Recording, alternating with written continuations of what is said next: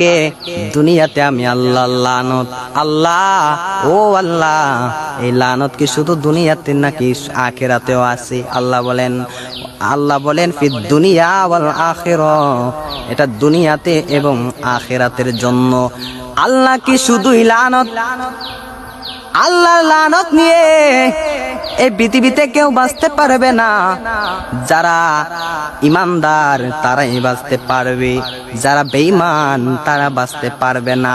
আল্লাহ এর পরের অংশে বলেন ওয়াদালাহুম আযাবাম মুহিনা।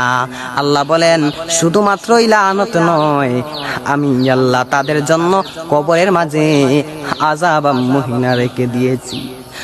আযাব তো একটা হবেই, আল্লাহ আযাবের সাথে আবার মুহিনা মানে হলো যন্ত্রণাদায়ক, লাঞ্ছনাদায়ক। একটা ঘরের মধ্যে যদি আপনাকে 15